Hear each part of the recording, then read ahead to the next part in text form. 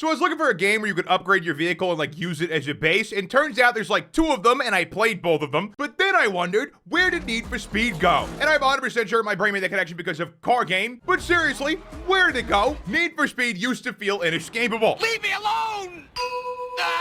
You saw Need for Speed everywhere, and now there's nothing. And to make sure my childhood memories weren't tampered with, I checked the sales for Need for Speed, and yep, Need for Speed was bigger than Madden and only beat by The Sims and FIFA. And given the fact that FIFA is the virtual version of the most popular sport in the world, that makes sense. And The Sims being everyone's go-to way to quench their bloodthirst, Need for Speed taking 3rd place for EA games is not that bad. Especially since most of those sales are not recent. The most popular Need for Speed games are Need for Speed Most Wanted and Need for Speed Underground, both of which are pretty old. But EA has still been making Need for Speed games. They just haven't been doing as well, and I got curious as to why. They even made a Need for Speed movie based off the game, which I never hear anyone talk about when they talk about video game movie adaptations, but this exists. So I decided to watch it to see why no one talks about it, and I understand now. You're kind of just thrown in the movie once it starts, expected to know what's going to happen and how it's going to happen, and then this character sees visions or something, and he saw Jesse Pinkman winning the tournament in his vision. And this might be a CinemaSins type complaint, but this movie starts off in a drive-in theater, and it's very popular, which means it's like 80s or the 90s or something, right? And most, if not all of the cars are like before the era of the 2000s, right? So why did this random tech guy pull out an 8K laptop in the 90s? Can someone explain that to me? I just think it's a little confusing. Most people probably don't care. But the Need for Speed movie is not what killed this game franchise. The Need for Speed games killed the game franchise. And before we talk about that, this video is sponsored by Asphalt Legends Unite, and that might ring a bell to you because it's the same Asphalt you could have played at your local arcade. But now you can play literally anywhere, even on a Chromebook.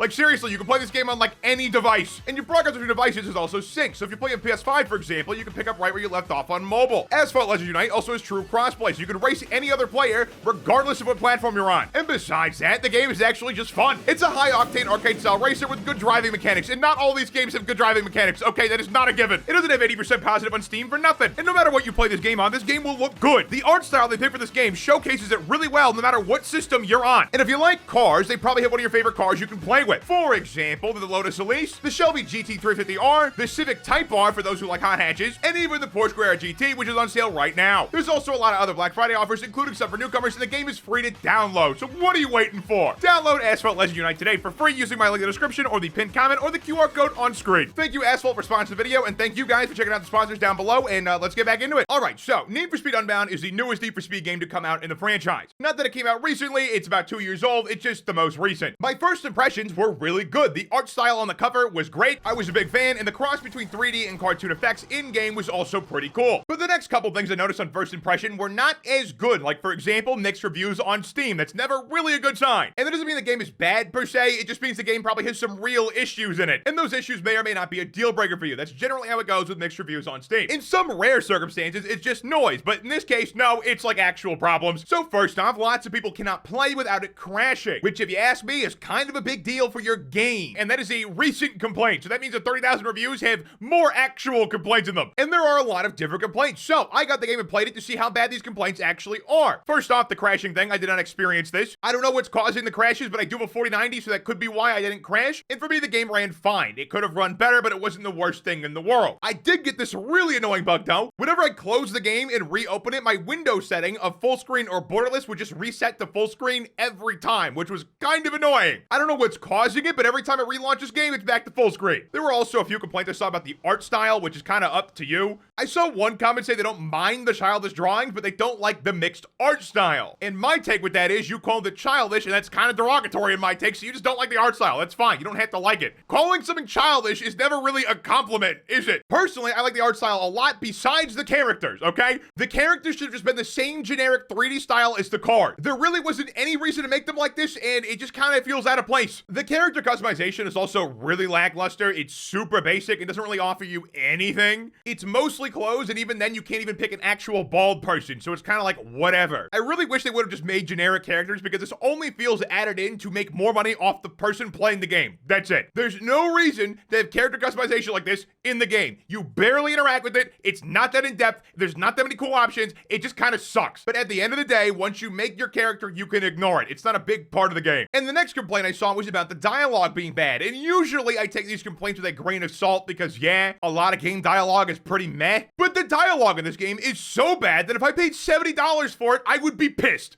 Got me thinking maybe I can make something for myself here too. You did. and we're driving it. I genuinely rather just have these characters never speak, literally ever. That would be better. And for some reason, they made your character the most insufferable one out of the bunch, so whenever they talk, you get secondhand embarrassment. So he's happy. He wants to celebrate together. Then why didn't he call me? I put in the work. Now dude thinks he can win me over with brisket? Nah, bruh. Just talk it out. You'll see that he means I got a call coming through.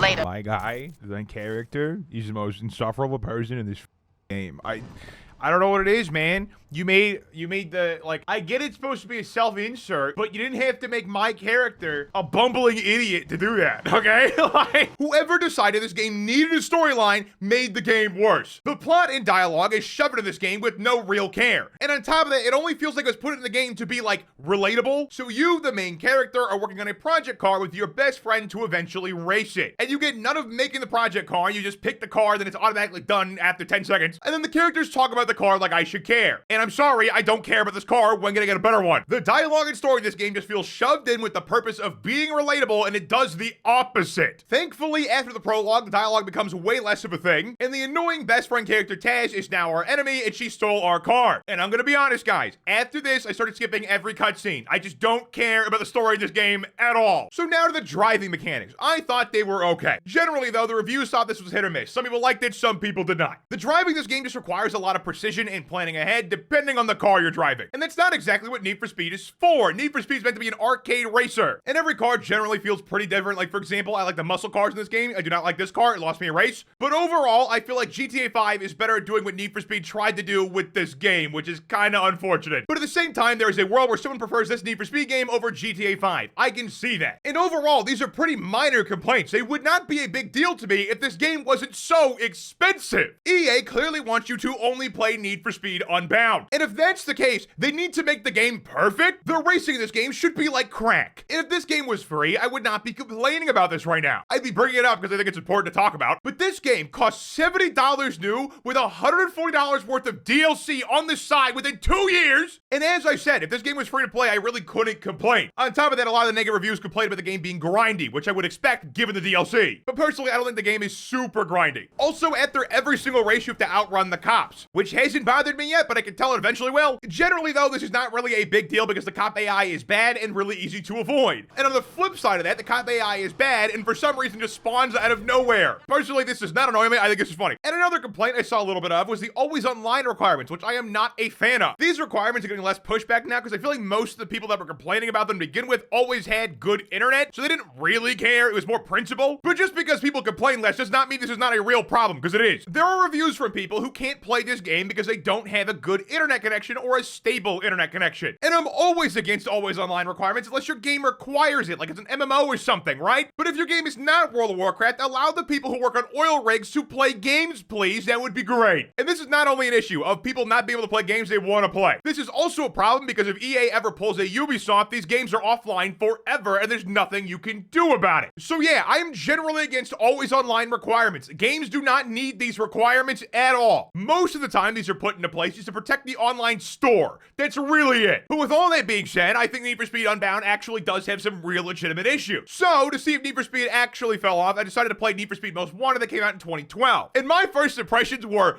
bad, okay? They were just not good. First off, this game launched in window mode, and I think it's just stuck like this. I could not find a full screen option or borderless option anywhere. I think it just stuck in windowed. And then my PS5 controller wouldn't work at all, which is not that surprising given the fact that this game came out before the PS4 existed, so I kind of understand that. That makes sense to me. But then I tried the mouse and keyboard, and for some reason, the default setup for this was the most unintuitive thing in the world. I don't know who plays driving games like this, but whoever you are, you're a psychopath. But after I changed all my settings so I could actually play the game, I was really surprised at how good this game was. There was no annoying prologue to actually get to the fun parts of the game. There was just a quick narration explaining how it worked, and then I could play. It was that simple. It was much better than the Unbound experience. And the fact that Need for Speed Most Wanted did not have a prologue like Need for Speed Unbound did, immediately made me like the game more. I could just drive around and pick cars that I I thought were cool and hop in them. It was that simple. And that is way better than being stuck with a car you hate and losing a race because of it. And hands down, the driving mechanics in Need for Speed Most Wanted are just better than Need for Speed Unbound. And that is saying a lot because I was on a keyboard and mouse and I was playing Unbound on a controller. The keyboard on Most Wanted was actually just better. The biggest difference I felt was you actually had less control over your car in Most Wanted, which was better.